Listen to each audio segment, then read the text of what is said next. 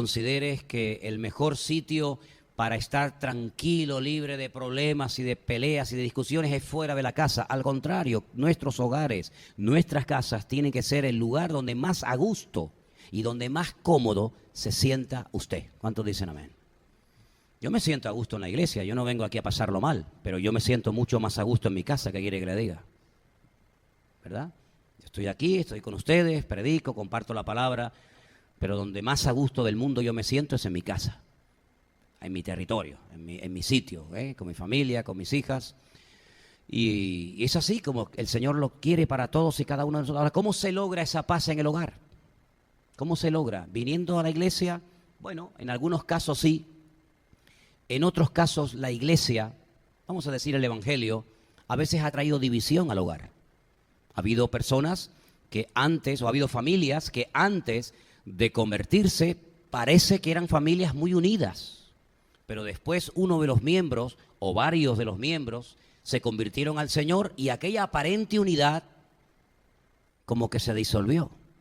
En cierto sentido nosotros vivimos eso, porque todos los años en la casa de mis padres se juntaba toda la familia para celebrar distintas celebraciones o fiestas. Pero una vez que nos convertimos al Señor, como que se fue diluyendo todo y cada uno se quedó en su casa.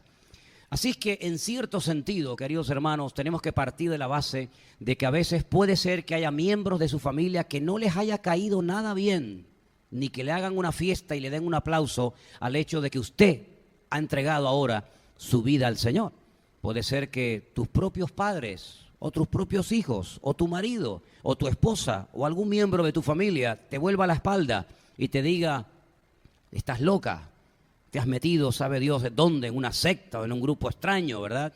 Así que no te preocupes, dice, hermanos, no os sorprendáis de las pruebas que vienen a vuestra vida, dice, porque todos nuestros hermanos alrededor del mundo experimentan en algún momento puntual de la vida pruebas parecidas a las que cada uno de nosotros estamos pasando. ¿Cuántos dicen amén? Ahora vamos a ir a la palabra y quiero llevarles en primer lugar a la carta que Pablo escribe desde la cárcel a los hermanos que están en Filipo. La carta de Pablo a los filipenses en el capítulo 4. Voy a leer a partir del versículo 10 en adelante. Filipenses capítulo 4, versículo del 10 en adelante. Presta atención porque vamos a tocar una primera situación, una pequeña dificultad que puede golpear contra tu hogar, contra tu familia en cualquier momento. Filipenses 4:10 dice, en gran manera me gocé en el Señor, de que ya al fin habéis revivido vuestro cuidado de mí, de lo cual también estabais solícitos, pero os faltaba la oportunidad. No lo digo porque tenga escasez, pues he aprendido a contentarme, he aprendido, esto hay que aprenderlo en la vida, uno no nace aprendido, hay que aprender, como dice aquí Pablo, a contentarme cualquiera sea mi situación. No es fácil, pero se puede aprender. Sé vivir humildemente y sé tener abundancia. Es como, digamos, como los dos extremos, las dos caras de una misma moneda. En todo y por todo estoy enseñado, así para estar saciado como para tener hambre, así para tener abundancia como para padecer necesidad. Todo lo puedo en Cristo que me fortalece. Qué bonito es cuando hay abundancia, ¿verdad? Cuando abres la nevera, está llena, cuando hay dinero en el bolsillo, en la cuenta del banco, cuando al coche no se le rompe nada, todo va maravillosamente, cuando hay trabajo, cuando hay abundancia, qué bonito, ¿no? Pero qué duro y qué cuesta arriba es a veces el tener que afrontar ciertas y determinadas situaciones de escasez. Pues ¿saben una cosa, hermanos? Se busca más a Dios en la escasez que en la abundancia. Mi experiencia, tal vez no es la de otros, pero desde mi experiencia les digo que he visto a más gente echarse a perder cuando les sobraba y tenían abundancia que cuando tenían escasez y les faltaban ciertas y determinadas cosas. No debería de ser así, sino que deberíamos tener en cuenta de que hay momentos, habrá en la vida momentos de abundancia, y que no se nos tiene que subir a la cabeza esa abundancia, sino darnos cuenta de que es un periodo más o menos largo, pero no poner nunca nuestra confianza ni nuestra seguridad en lo bien que nos están yendo las cosas y en el patrimonio que hemos llegado a acumular, porque es tan engañoso, tan efímero, que en cualquier momento el que está en la cumbre puede llegar al valle más profundo. Y por eso las palabras del sabio Salomón retumban en nuestros oídos en esta noche. Señor, no me des pobreza ni riqueza, sino manténme del pan necesario. Decía Salomón con su tremenda sabiduría, si me das demasiado, puede ser que me olvide de ti. Pero ¿cómo se puede olvidar una persona de Dios cuando le va bien la vida? ¿Cómo se puede olvidar una persona del Señor de ser agradecido, de depositar su fe y su confianza en Dios cuando hay abundancia? Pues hermanos, ocurre, no es la primera ni la última vez que pasa. Y decía el sabio Salomón, pero tampoco me des escasez, no sea que robe y blasfeme y peca contra ti, sino que, como acabo de decir, manténme del pan necesario. Si alguien piensa que esta es una especie de enseñanza única y exclusivamente de lo que llamamos Antiguo Testamento, nada más lejos de la realidad. La oración modelo, la famosa oración del Padre Nuestro que estás en los cielos, en esa oración que el Señor enseñó en el Sermón del Monte hay varias peticiones. No es una oración que todo es pedir y pedir y pedir. No. Solamente hay 3 cosas que en el Padre Nuestro el Señor nos enseña que uno debe de pedir. Y una de ellas es por el pan. Ahora, no estamos hablando literalmente del pan. Dame el pan nuestro de cada día. El Señor te da una barra de pan y ya está. Sino que el pan representa la comida, ¿verdad? El pan es como una palabra comodín, que se utiliza para hablar de nuestras necesidades materiales que tenemos cada día. Y el Señor nos enseña en el Padre Nuestro a pedir el pan nuestro de cada día. Ya Él había enseñado al pueblo de Israel en el desierto durante su larga peregrinación de 40 años que cada mañana tenían que levantarse a recoger el maná que necesitaban y que iban a comer. Solamente había un día en el que tenían que recoger el doble porque no caería maná ese día, que era el día de reposo. Pero los demás días tenían que levantarse bien temprano a la mañana y recoger lo que iban a consumir. Y si por casualidad saltaba el gusanito de la avaricia y querían recoger más de lo necesario, dice que se les pudría y se les echaba a perder para que aprendieran a depender del Señor. Hoy comemos y esa es la garantía de que mañana volveremos a comer, y esa es la garantía de que pasado mañana volveremos a comer, y así sucesivamente, y así durante 40 años. Pero el ser humano, incluido nosotros los cristianos, como que no nos gusta mucho eso de depender del día a día del Señor. Como que tenemos que tener 3 o 4 meses o 6 o un año cómodamente y tranquilamente para poder dormir tranquilos, para poder sacar buenas notas, para poder estar alegres, para poder bromear, para poder hacer algún chistecito de vez en cuando, porque si no, parece como que el gozo, la victoria y la bendición como que se diluye. Y uno de los problemas, o una de las, yo no lo llamaría problemas, sino una de las situaciones por las cuales vamos a tener que pasar todos los creyentes en los últimos tiempos, es aprender a depender del Señor cada día. Esto está pasando en Israel, está pasando en Estados Unidos, está pasando en Europa y está pasando en todas partes.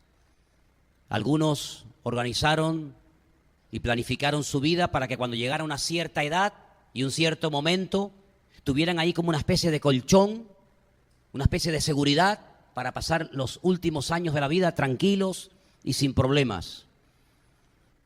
Y no nos damos cuenta de que nuestra seguridad no depende de lo que hemos atesorado o acumulado, sino que nuestra seguridad, de quien tiene que depender única y exclusivamente, es de nuestro Dios. Pero seamos sinceros, la escasez roba el gozo a muchos cristianos. La falta de trabajo, las circunstancias adversas, parece como que moldean nuestro carácter. Y no debería ser así, pero lamentablemente es así. A veces parece como que nuestro carácter es afectado a favor o en contra según lo que tenemos o dejamos de tener. Y me da rabia que seamos así. Me da rabia porque realmente este tema teníamos que tenerlo ya más que superado. pero lamentablemente nuestra carne todavía se asusta, tiembla. Nuestra carne todavía no termina de aprender que el Señor es nuestro pastor y que nada nos faltará. Por poco me costó la vida, y sé que en aquel momento podía haber perdido la vida. En el año 89, 90, cuando una mañana temprano me subí a lo alto de una montaña, y lo recuerdo como si fuera ahora mismo. Era un sábado, subía a una montaña cerca de nuestra casa, vivíamos en aquel tiempo en Galicia, y había un lugar donde se observaba toda la ría, un lugar muy bonito, pero era una carretera más o menos angosta, no muy buena que digamos, y subí a preparar el mensaje del día siguiente.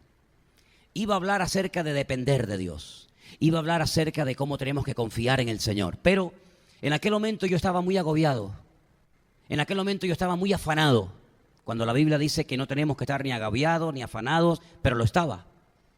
Y estaba preparando un mensaje desde la plataforma de la teoría. Iba a predicar algo que yo no estaba viviendo. Y el Señor no lo permitió. Yo estaba a punto, o por lo menos mis planes eran irme durante un tiempo de España a otro lugar, a predicar, a servir al Señor. Y tenía en ese momento un coche. Y mis planes, repito y subrayo, eran venderlo. Y con lo que nos dieran por la venta de ese coche en aquel momento, comprar unos pasajes y llevarnos un poquito de dinero para Argentina, el país donde queríamos ir en aquellos años. Bajando de la montaña, al entrar en una curva, habían echado esa especie de gravilla o de picón, cuando echan a veces en las carreteras que están a veces nuevas o reparadas, y el coche me hizo un trompo, perdí totalmente el control y el coche cayó al vacío. Esa sensación de caerte al vacío, de perder el punto de referencia, de no saber dónde estás, es algo tan terrible y es algo que pasa tan rápidamente que en cuestión de segundos puedes perder la vida. Me agarré al volante, no llevaba el cinturón de seguridad y hice la oración más corta de toda mi vida, pero yo creo que con la mayor profundidad al mismo tiempo. ¡Señor, sálvame! Y cuando dije eso, el coche ¡bum!, paró de repente. El cristal de adelante se desprendió entero, ni se rompió, hizo ¡pum!, salió entero. Y automáticamente los limpiaparabrisas entraron hacia adentro. Me hicieron un corte aquí en la cabeza, el coche quedó así de punta. Había caído sobre la rama de un árbol, creo que eso fue lo que me salvó. La rama se partió y al partirse la rama caí y el coche quedó entre una roca, aquí a mano izquierda, no podía salir por aquí, y el coche quedó así de punta. Pensé que estaba goteando algo del techo porque algo me caía en la cara y el retrovisor no lo encontraba, no sé si lo arrancó, no sé lo que pasaba, no encontraba el retrovisor, pero yo me tocaba la cara y cuando me di cuenta era sangre. Entonces salí del coche y trepé como una especie de montañita que había por ahí, una especie de barranco, y mi preocupación era sacar el coche cuanto antes, porque yo quería ver cómo había quedado el coche, quería ver cómo había quedado para venderlo, porque aún seguía con mi ansiedad y aún seguía con mi afán. Estuve un buen rato allí, vino al rato un jeep y me vieron y les hice señales para que me pararan y les dije que había tenido un accidente. Y me dijeron, ¿un accidente? ¿Pero de qué? Digo, de coche. ¿Y dónde está el coche? Digo, el coche está allá abajo. Cuando ellos se agacharon, se bajaron del coche y vieron el coche allá abajo y dije, ese coche es tuyo. ¿Tú saliste de ahí? Digo, sí, yo salí de ahí. Entonces me llevaron a una casa que había por allí, una señora de campo. Yo no quería llegar a casa con toda la cara llena de sangre, todo sucio, todo lleno de tierra. Y entonces la señora, muy amablemente, me dejó entrar en su casa. Yo entré al baño y cuando comencé a lavarme la cara, se me fue todo. Y por poco me caigo, me agarré. Al final llegué a casa. Bueno, la cuestión está en que un tractor me hizo el favor de irme a buscar el coche abajo. Y el coche era un desastre. La palanca de cambio no estaba, los palieres se habían partido, el coche estaba el chasis todo doblado. En fin, un desastre. A la chatarra. ¿Saben cuánto me dieron, no? Nada. Además tuve que pagar la grúa. Lo perdí todo. Pero ese día empecé a descubrir algo interesante. Y es que Dios todo lo tiene bajo control. Pero a veces para aprender ciertas cosas tienes que desprenderte de otras. Y a veces, digamos, el ansia, la preocupación, el nerviosismo por las circunstancias económicas adversas, por la falta de dinero, por la falta de trabajo, producen en nosotros una tristeza, producen en nosotros una ansiedad, y es precisamente donde el Señor nos señala con su dedo y nos muestra que es en ese área donde no hemos madurado. Es en ese área tan importante y básica de la vida en la que el Señor quiere tratarnos y mostrarnos que del único del cual se puede depender es solamente del Señor. Y una de las cosas que hemos leído en este texto esta tarde es que Pablo tuvo que aprender, y tú y yo me temo que también vamos a tener que aprender a vivir en abundancia, que no hay que hacer mucho esfuerzo para aprender a vivir en abundancia, porque si cada uno de ustedes ganaran o tuvieran en este momento 10.000 euros libres por mes para gastos personales, ¿sufriríais mucho? ¿Tendríais que hacer algunos cursillos intensivos? ¿Tendríais que ir a clases nocturnas a la universidad? Porque es que con 10.000 euros que no sé qué hacer. Te aseguro que te adaptarías al momento. Pero el Señor está enseñando a sus hijos cada vez a vivir con menos. Porque cada vez vivir con más no es complicado. Pero el vivir con menos sí hay que aprender. Y Pablo llegó a aprender y a gozarse. Y llegó a decir, hermano, yo le doy gracias porque sé que ustedes tenían intención de colaborar conmigo, de apoyarme en mi ministerio. Sé que os faltaban las oportunidades, pero no se preocupen, hermanos. He aprendido a gozarme, he aprendido a estar con estabilidad emocional perfecta en la abundancia y en la escasez, porque todo lo puedo en Cristo que me fortalece.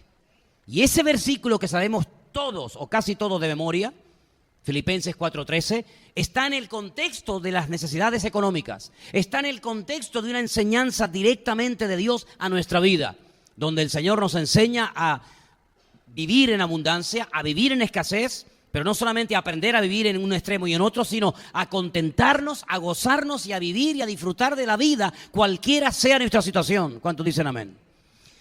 Y estamos viviendo en los últimos tiempos, ¿sabían, no? ¿Sabían? En cualquier momento, aunque ya por ahí algunos dicen que ya ha empezado, aunque no se ha dicho abiertamente, la Tercera Guerra Mundial, hay más de 20 países en este momento en guerra. Millones de personas están muriendo todos los años en diferentes conflictos bélicos. Pero como que no se dice abiertamente que ya realmente esto es una guerra de una magnitud tremenda. Y yo en mi corazón tengo como la sensación de que estamos en un momento de una paz tensa. Es como cuando va a venir un huracán. Que hay una calma, ni las hojas de los árboles se mueven, ni los pájaros se oyen ni se ven. No hay ni una hormiga en el suelo, hay una calma, una paz impresionante. Y dice, qué cosa más rara. Y de repente viene el huracán, amigo, y arrasa con todo y hace un destrozo espectacular, ¿verdad? Pues en el sentido espiritual, yo tengo esa sensación. Hay como una calma, como una cosa de decir, bueno, esto tiene que explotar por algún lado. Y va a explotar, dice la Biblia, que en algún momento determinado. Y creo que todo este tiempo el Señor lo ha querido utilizar en nuestra vida para enseñarnos a vivir sin quejarnos. Qué fácil es quejarnos, ¿verdad, hermanos? Qué fácil es quejarnos. ¿Quién te enseñó a ti a quejarte? ¿Te acuerdas? ¿Quién te enseñó a ti a estar todo el día echándole la culpa a este? ¿Verdad que no tuvo que enseñarnos nadie? Es como algo que llevamos dentro. Algunos hermanos en otras naciones a veces me dicen literalmente, a veces nos preguntamos, ¿qué hacemos aquí? ¿Verdad? Pero queridos hermanos, yo quiero recordarles, porque sé que lo sabéis, solamente te lo recuerdo, que nuestra vida tiene propósito y nuestra vida está bajo el control y la soberanía de Dios. ¿Cuántos dicen amén?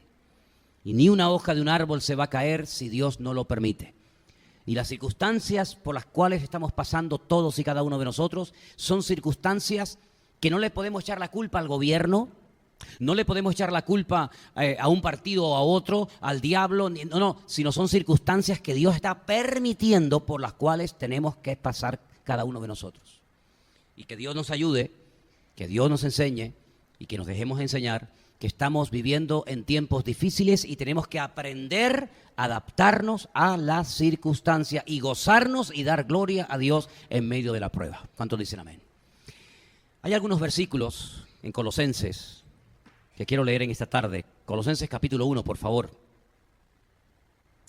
Hay un versículo que es el 9, donde aparece una frase que me llamó mucho la atención y quiero compartirla. Por lo cual también nosotros, desde el día que lo oímos, no cesamos de orar por vosotros y de pedir que seáis llenos, léalo conmigo, del conocimiento de su voluntad en toda sabiduría e inteligencia espiritual. Quédese con esta frase, conocimiento de su voluntad. Leo, versículo 10. Para que andéis como es digno del Señor, agradándole en todo, llevando fruto en toda buena obra y creciendo en el conocimiento de Dios. Me llamó la atención esto. En el versículo 9 se habla de que tenemos que estar llenos del conocimiento de su voluntad. Y en el versículo 10, Pablo oraba para que los hermanos dieran fruto, para que crecieran, para que fueran creyentes maduros, pero además para que crecieran en el conocimiento de Dios. Y aquí hay para mí dos claves y dos cosas muy importantes que nos van a ayudar a pasar por la prueba en victoria, sin quejas, sin lamentos, sino con gozo y como hay que pasar. Conociendo su voluntad y conociendo a nuestro Dios. Porque conociendo a nuestro Dios vamos a descubrir, vamos a discernir qué se trae Dios entre manos con mi vida. Si yo conozco a Dios, voy a conocer su voluntad. Y cuando conozco su voluntad es porque conozco a mi Dios. Ambas cosas van unidas. Una persona que conoce a Dios sabe discernir, sabe leer las circunstancias por las cuales está pasando. Y eso le lleva a conocer la voluntad de su Dios. Una persona que conoce la voluntad del Señor es porque conoce cómo Dios actúa, cómo Dios siente, cómo Dios piensa, cómo Dios habla y cómo Dios se mueve. Y por eso es algo de vital importancia y por eso Pablo oraba, hermano, no cesamos. Es que estamos 24 horas al día constantemente orando en esta línea. Conozcan a Dios, conozcan su voluntad, conozcan a Dios, conozcan su voluntad. Porque conociendo ambas cosas, tu vida va a ser una vida de paz y de tranquilidad. Cuando no conoces a Dios, tienes nervios, te preocupas. Estás angustiado, no duermes. Estás preocupado. Los nervios, el estrés, las noticias, la televisión, el telediario. Te pones nervioso, te pones hasta de mal humor. Porque no conoces a Dios. Pero cuando conoces a Dios, tú dices, qué bien lo estás haciendo todo, Señor.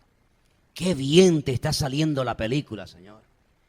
Estos tontos no se dan cuenta de que están siendo usados de una manera u otra. Unos en una línea, otros en otra línea. Pero al fin y al cabo todos, como piezas de un gran puzzle, están siendo utilizados por la mano y por la soberanía de nuestro Dios. A veces se levantan políticos que favorecen ciertas y determinadas cosas. Hay otros que se levantan y prohíben ciertas y determinadas cosas, pero tanto unos como otros son simplemente instrumentos en las manos del Señor. A veces el Señor es el que abre, a veces el Señor es el que cierra. A veces el que Dios dice ve y a veces el Señor dice no te vayas, quédate aquí. A veces el Señor te lleva a Egipto, como a José. A veces el Señor no te permite ir a Egipto, como a Isaac, que le dijo no te muevas de aquí, quédate en el desierto de Beersheba. Por lo tanto, conocer a Dios significa descubrir el propósito, el diseño que Dios tiene para mi vida. Y eso es muy importante que lo tengamos en cuenta. Segunda cosa que creo que es muy importante para poder afrontar cualquier problema familiar en el aspecto económico o en cualquier otro área. Recordar las victorias del pasado. Dile a que está a tu lado. Hermano, hay que recordar las victorias del pasado. Díselo. Es muy importante esto. ¿Se acuerdan ustedes cuando el joven David apareció por el campamento donde sus hermanos estaban enrolados en el ejército del rey Saúl? ¿Se acuerdan? Dice que les llevó comida. El padre lo había mandado para que preguntaran cómo estaba la paz de sus hermanos en medio de la guerra. ¿Cómo estaba la paz en medio de la guerra? O hay paz o hay guerra. No. En guerra están los demás. Nosotros siempre tenemos que estar en paz. Y la paz de Dios, que sobrepasa todo entendimiento, guardará vuestros corazones y pensamientos en Cristo Jesús. Eso dice la Biblia. El mundo puede estar en guerra. Pero dice la Biblia, mi paz os dejo, mi paz os doy, no como el mundo la da. La paz jamás, nada ni nadie te la tiene que quitar. Ni la abundancia, ni la escasez, ni el amor, ni el odio, nada. La paz es lo que te mantiene en equilibrio para poder ir por la vida con la bendición y con la paz del Señor en tu corazón. Ahora bien, cuando David llega al campamento y se da cuenta de que en aquel campamento hay un ambiente de temor, de pánico, de incertidumbre, porque por lo visto hay un gigante llamado Goliat que tiene amedrentado durante 40 días al pueblo de Israel. Ya conocéis la historia, ¿verdad? Él dice, yo voy a ir a pelear contra este hombre. Yo voy a tomar autoridad de esta situación. Si todos ustedes están quejándose, lamentándose, todos ustedes están hablando y opinando, pero nadie hace nada.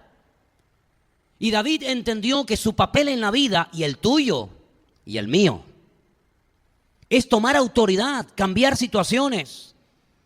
Y David cuando llegó dijo, yo me ofrezco voluntario para ir a pelear contra este rey, contra este gigante llamado Goliat. Y cuando a él lo menosprecian sus propios hermanos, interesante, pues resulta que él dice, para mí derrotar a este filisteo no es nada. ¿En qué se basaba David para hablar con esa autoridad? ¿En qué se basaba David para decir que lo iba a derrotar como si fuera un enano? Él comenzó a recordar, él comenzó a mencionar las victorias que había obtenido en el nombre del Señor en el pasado. Y él comenzó a contar allí una serie de cosas que aparentemente nadie sabía, pero que él las conocía perfectamente. Él dice, yo soy pastor de ovejas. Cuido de las ovejas de mi padre. Y cuando viene un oso y ataca al rebaño y se lleva a un cordero, yo voy detrás de él, me levanto contra él y lo mato. O en otra ocasión, cuando se levanta contra el rebaño un león, yo voy tras de él y lo mato y le quito la presa de la boca y lo destruyo. Y el mismo Dios que me ha guardado de las garras del oso y de las garras del león es el mismo Dios que me va a librar de la mano del filisteo. Y ahí comienza una forma de hablar diferente. Él comienza a decir lo que le va a hacer al gigante. Aún el gigante está vivo, aún el gigante se mueve, aún el gigante está de pie, pero él comienza a hablar en fe. Él dice, hoy le voy a cortar la cabeza, cosa increíble. Las aves del cielo, las bestias de la tierra probarán hoy las carnes de este hombre. Menosprecia con su palabra profética al filisteo, dice, pero ¿quién se ha creído este filisteo incircunciso, ajeno, alejado del pacto, que ha amedrentado al ejército de Dios?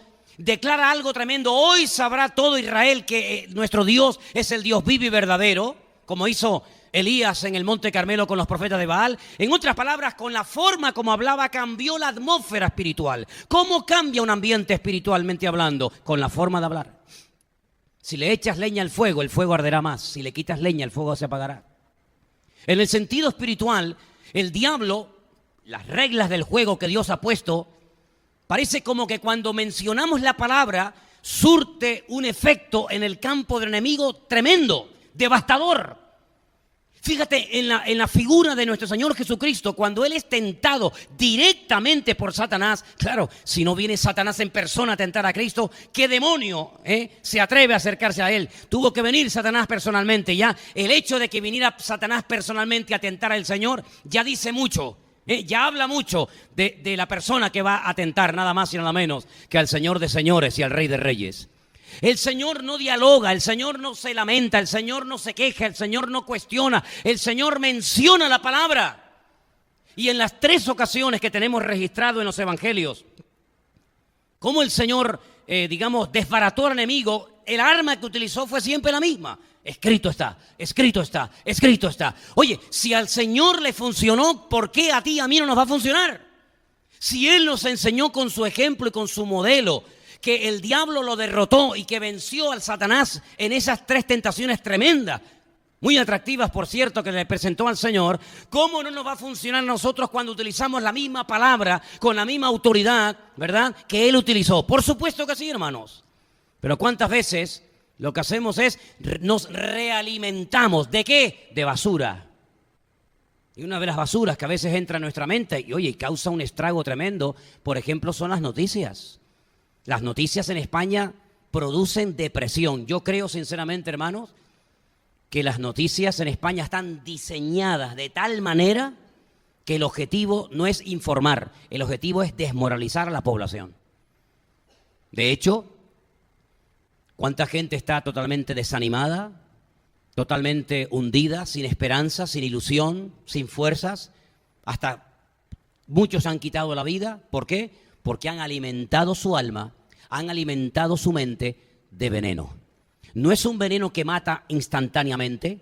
Hay venenos que como te lo tomes, amigo, te fulmina al instante. Pero hay muchos venenos que hacen efecto a largo plazo.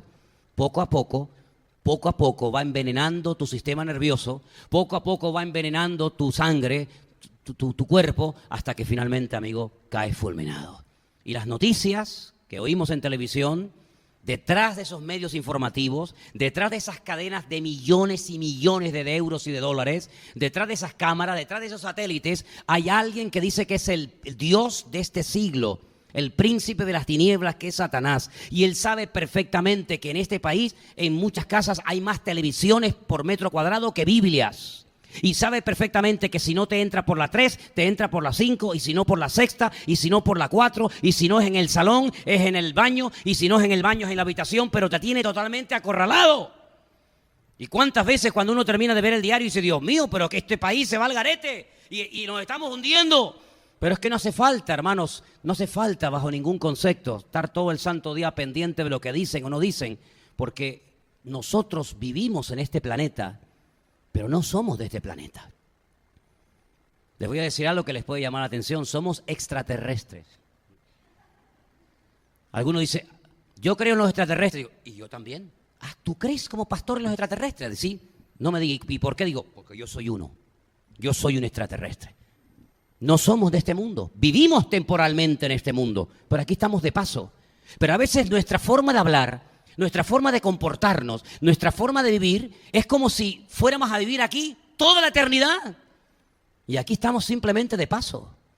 Así que no te afanes tanto por las cosas, porque nada de lo que tenemos hoy en día nos lo vamos a poder llevar. Los faraones se preparaban para la otra vida y mataban hasta los esclavos para no irse solos, para que los esclavos les sirvieran en la otra vida cuando cruzaran el río, ¿verdad? Pero sin embargo, hermanos, la Biblia declara algo tremendo. Desnudos vinimos. Qué humillante, ¿no? Podíamos haber venido vestidos. Y desnudos nos vamos. ¿Cómo nacieron los ricos? Desnudos. ¿Y cómo se van? Igual. ¿Qué te parece, hermano? Luego, la palabra del Señor nos enseña algo muy interesante y quiero que presten atención a estos versículos. Después te digo dónde van a estar. Pablo dice, en mi primera defensa, si cuando le hicieron el primer juicio, ninguno estuvo a mi lado. Si tú observas y analizas detenidamente la vida de este hombre, era un hombre que muy rara vez estaba solo. Generalmente estaba siempre rodeado o de obreros, o en alguna congregación, o en algún meeting público predicando la palabra. Siempre estaba rodeado de personas que querían estar con él aprendiendo y absorbiendo el conocimiento y la sabiduría tan grande que este hombre tenía. Me refiero al apóstol Pablo. Pero fíjate qué curioso que él cuando escribe su última carta, antes de morir, dice que ninguno estuvo allí. Es interesante, Timoteo no estaba, tú, y Tito, y Priscila y Aquila. No había nadie. Dice, ninguno estuvo a mi lado. Todos me desampararon. Dice, no les sea tomado en cuenta. No es que no sabían, cuidado. No es que, yo no sabía que te iban a hacer el juicio el otro día, hermano, perdona, me olvidé. No. Es que los desampararon, que es muy diferente. No quisieron estar. Una cosa es que te olvides, que me van a hacer un juicio y probablemente me condenen a muerte y te hayas olvidado de la fecha y del día y de la hora. Y otra cosa es que voluntariamente hayas decidido no querer estar conmigo. Y eso es lo que él está diciendo. Me desampararon, me dejaron más solo que la una. Pero el versículo 17... es impresionante. Dice, pero el Señor estuvo a mi lado. Esto es lo que marca la diferencia. Segunda de Timoteo 4:17 dice, el Señor estuvo a mi lado. Me dio fuerzas para que por mí fuese cumplida la predicación y para que todos los gentiles oyesen. Así fui librado de la boca del león.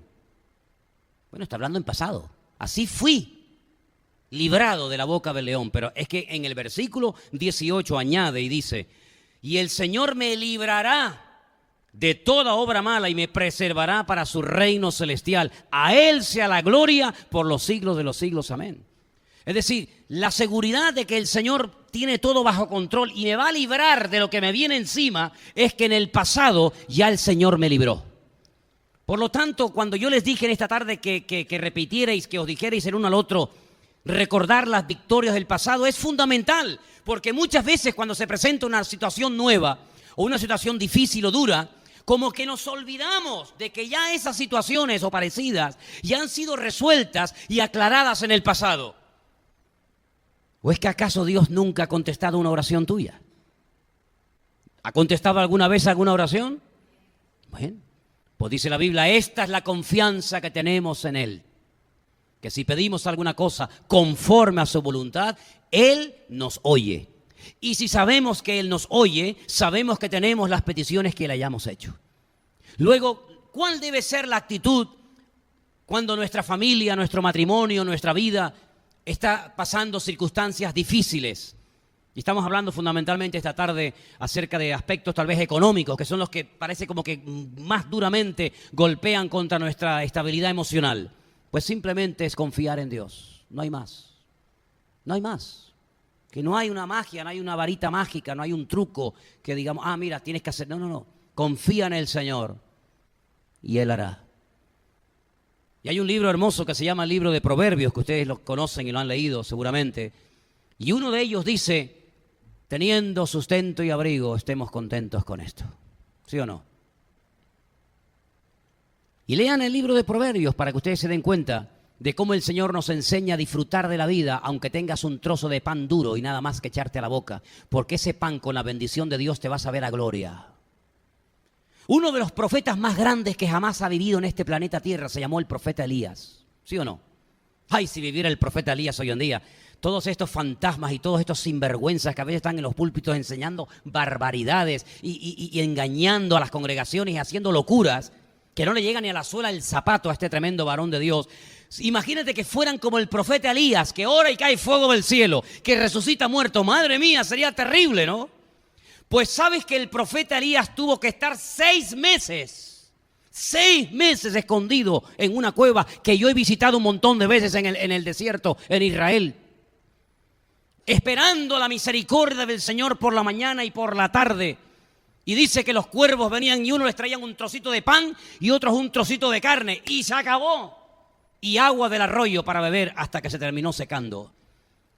Pero vamos a ver que es un profeta de Dios, que es un gran varón de Dios, que el otro día en el Monte Carmelo degolló a 400 profetas de Baal y ahora lo mantienes a pan y agua y de vez en cuando un trocito de carne. ¿Pero esto qué es? ¿Qué recompensa para este hombre de Dios? Hermano, yo creo que ese pan, ese agua del arroyo y ese trocito de carne le tenía que saber a este hombre a gloria, porque venía con la bendición de Dios. Le venía por la mañana y le venía por la tarde, porque en la Biblia, en los tiempos de la Biblia, se comía solamente 2 veces al día, no 4 y 5 o 20 como hoy en día algunos, ¿no? 2 veces al día. Y el Señor suplía las necesidades de su siervo. ¿Qué te parece? Y una vez, cuando se quejó y se lamentó y le pidió al Señor, quítame la vida, que ya no aguanto más, me siento solo. El Señor dice que le preparó una tortita, seguramente sí una pita, estas que comemos tantas veces por allí, y dice que caminó 40 días con aquella tortita en el estómago. Ay, amigo. Y a veces cuando llegamos a casa y no está la comida preparada, parecemos un oso enjaulado, ¿no? Solamente nos falta pegarle una dentellada en el cuello a nuestra mujer diciendo, oye, que ya se ha pasado 10 minutos la hora de la comida, ¿verdad? ¿Qué te parece, amigo? Hermanos, estamos viviendo tiempos en los que Dios está tratando de moldear nuestras vidas. Y las familias tienen que estar más unidas que nunca. Y lo que tenemos que buscar desesperadamente es la bendición de Dios. Y si el Señor permite que pasemos por necesidades, que pasemos por escasez, bendito sea el nombre del Señor. Pensaba en estos días en los 11 millones de indocumentados de los Estados Unidos, que algunos de ellos, ya se han dado algunos casos con más de 30 años viviendo en Estados Unidos así, de la noche a la mañana cambia un presidente cambia una política interna del país y se promulga un edicto donde tienen que salir, y si no salen te van a sacar, millones de personas que para ellos Estados Unidos era el paraíso terrenal. ¿Cuántos se jugaron la vida para poder llegar a Estados Unidos, el país de las oportunidades, donde los sueños se cumplen y donde parece que todo se hace realidad, como si fuera Walt Disney? Qué tremendo, ¿verdad? Qué tremendo, queridos hermanos, cómo de un momento a otro puede cambiar la vida de millones y de millones de personas. ¿No creen ustedes que ha llegado el momento en el que tenemos que buscar y depender solamente del Señor? ¿No creen ustedes que ha llegado el momento cuando tenemos que pedirle perdón al Señor por las veces que nos hemos quejado por lo que tenemos? Porque si en esta tarde yo les pidiera, o en esta próxima semana, o en los próximos meses, yo les pidiera que todo cuanto tienen cada uno de ustedes en sus casas, lo trajeran a la iglesia, yo creo que aquí no cabría, sinceramente. Que cada uno traiga sus zapatos, sus camisas, sus corbatas, su televisión, su radio, sus coches, todo lo cuanto tienen cada uno de ustedes, que lo trajéramos a la iglesia y lo fuéramos amontonando. Hermanos, sinceramente, creo que este local se quedaría pequeño. ¿Cuántas camisas tú tienes? ¿Cuántos pares de zapatos tienes tú, hermana? Digo hermana porque generalmente ustedes tienen más que nosotros. Tiene que ser el alto, el bajo, el amarillo, el azul, el rojo, el verde, el colorado, el plano, el otro, el negro y el gris, se acabó, fuera. ¿Cuántos pares de tenis tienes? ¿Cuántos cachivaches que ya ni usas tienes en tu casa? Y hasta de eso nos hemos llegado a quejar. Quiero terminar diciendo unas palabras de mi Señor amado. Las zorras tienen guaridas y las aves de los cielos tienen nidos, mas yo no tengo donde reposar mi cabeza. Así vivió mi Señor, pidiendo un burro prestado para poder entrar a Jerusalén, pidiendo una casa donde poder celebrar el partimiento del pan y del vino. Así murió mi Señor, desnudo en la cruz, porque hasta la única prenda que tenía se la quitaron, que era la túnica hecha seguramente por su madre. Así vivió nuestro Señor, ¿verdad? Le dijo a aquel: te seguiré a donde quiera que vayas. Y cuando le dijo el precio que tenía que pagar, ay amigo, si te he visto, no me acuerdo. Hermanos, estamos viviendo en la recta final. Estamos viviendo en estas profecías que hemos leído durante tanto tiempo y que vamos a volver otra vez a repasar, Dios mediante, porque sin lugar a dudas el Señor nos está enseñando muchas lecciones que tenemos que valorar y tenemos que adaptarnos a estos tiempos difíciles, evitar toda queja, todo lamento y darle gracias a Dios desde que te levantas hasta que te acuestas. Hoy ha habido gente que ha caminado kilómetros para ir a buscar un poco de agua potable. Nosotros simplemente moviendo un poco el grifo, tenemos ahí todo el agua potable que necesitamos. Hoy ha habido gente que ha tenido que buscar leña al monte para poder cocinar. Y nosotros tenemos en casa 2 y algunas veces hasta 3 y 4 bombonas de butano. Se acaba una y compramos otra. Y le damos a un botoncito, ¡pum!, y se enciende la luz. Queridos hermanos, demos gracias al Señor en esta tarde por lo que tenemos. Y confiemos en el Señor, que el Señor tiene nuestra vida bajo su control y bajo su dominio. Joven fui y he envejecido, y nunca he visto justo desamparado ni su descendencia que mendigue pan. Toma esta promesa en esta tarde y cierra tus ojos ahí donde estás. Y dile al Señor: Señor, que mi familia, que mi vida sea una vida que dependa de ti, Señor. No dependemos de pagas, no. No dependemos de salarios, dependemos de Dios. Las pagas, los salarios, las jubilaciones, los ahorros, como en muchas ocasiones ha ocurrido, desaparecen. Lo único que tenemos seguro en esta vida es la presencia de nuestro Dios. Y a ti nos agarramos en esta tarde, Señor. A ti clamamos en esta tarde y pedimos que en nuestra casa esté la bendición de Dios. Que tus ojos estén abiertos de noche y de día sobre nuestros hogares y familias. nuestros maridos, esposas, hijos, familiares, seres queridos. Que dependamos de ti, Señor, que no nos quejemos ni nos lamentemos, sino que vivamos a gusto, contentos, agradecidos, porque tú, Señor, eres nuestro Dios. Y tú eres nuestra perla de gran precio, el tesoro más grande de la vida. Lo hemos encontrado cuando te conocimos a ti, Señor. Queremos pedirte que nos ayudes a mantener en todo momento una buena actitud, una buena disposición de corazón y a mostrarle al mundo que en la abundancia y en la escasez tu iglesia ha aprendido a vivir y a gozarse. Gracias te damos, Padre, por tu palabra. Muéstranos tu conocimiento, tu voluntad, y que, Señor, te demos siempre la gloria y la honra en cualquier momento, circunstancia o situación de la vida, porque tú eres nuestro pastor y nada nos faltará. En el nombre de Jesús.